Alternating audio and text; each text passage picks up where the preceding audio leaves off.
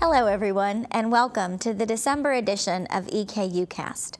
Today we're going to take a look at the EKU Environmental Research Institute.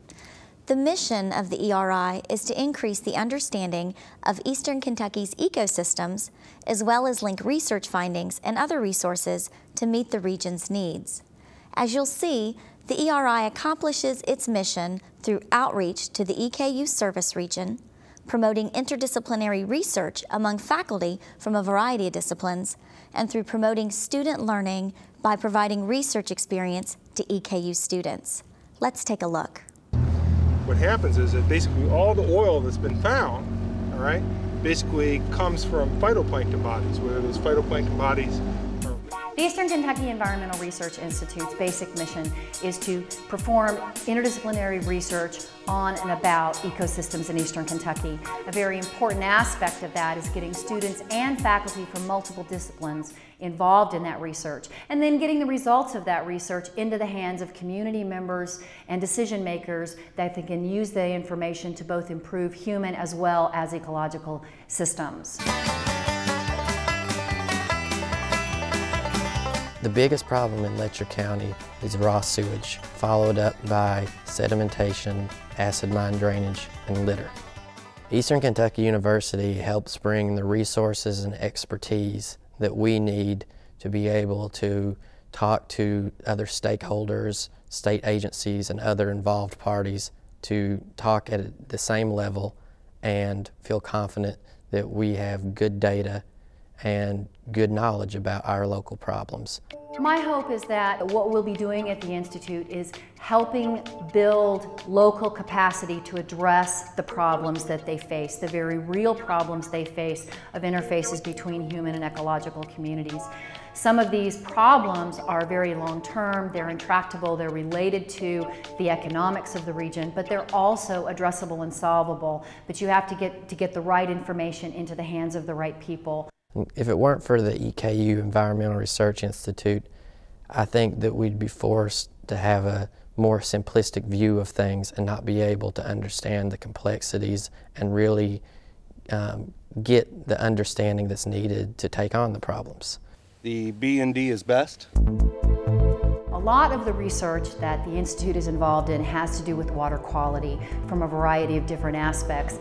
And a very important reason for this is that water sort of picks up the qualities of the land that it runs across. So it becomes a surrogate or helps us understand what's happening on the landscape, whether it's from human or non-human activities. And my background is biology, and so going out into a stream and measuring chemicals and determining factors that are non-biological is sort of difficult. So it was great to see the Institute and what the Institute has to offer in terms of interdisciplinary approaches and having similar interests by faculty in other departments. The real interesting thing about ERI, and it really sponsors interdisciplinary relationships between faculty and even between students within different departments. For example, in studying this lake, I have 2 chemists on board, a couple biologists, myself, a geologist. In terms of the faculty, we also bring many students out here to do work with us in terms of the research from those same disciplines, and we extend this research out to our classrooms as well. To study the environment has to be holistic, and so having that philosophy already, I've broadened it a bit, but I think I've seen a change in some other faculty, maybe in our department and others, in thinking maybe more interdisciplinary in their research.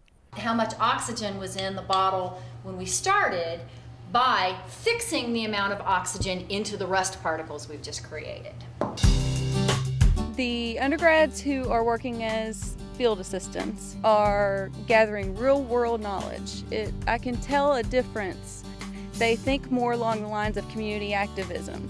They think more along the lines of how is it that everyone in the nation, period, has some kind of an impact on what is going on over in Eastern Kentucky and in Appalachian region in general. Yeah, I had a wastewater treatment class, and we had a lab with that class, but it doesn't compare at all to the field experience I've gotten out actually sampling.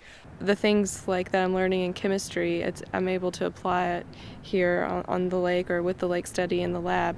You learn important concepts in the classroom, but really until you get your hands on things and really get a feel for it on a more intimate basis, more one-to-one basis with faculty and the research itself, do you really start understanding why things are important. This work is helping my career, mainly in helping me figure out what I want to do with my career. Sometimes I've had students look at me and say, I never would have thought this would be what I was studying a year ago. The other thing the Institute has done is basically it's actually drawn students to itself. And basically what I've been able to do is actually get students to come out here and do research on the lakes because we have an Environmental Research Institute. The Eastern Kentucky Environmental Research Institute is about putting the human and research capacity of Eastern Kentucky University to work on problems in Eastern Kentucky. If you'd like to learn more about the EKU Environmental Research Institute, you can go to the website at environmentalresearchinstitute.eku.edu or call them at 859-622-6914. We'll be back with our next edition of EKUcast January 15th. And don't forget that classes begin for the spring semester January 16th. I'm Kendra Stewart, and thanks for watching EKUcast.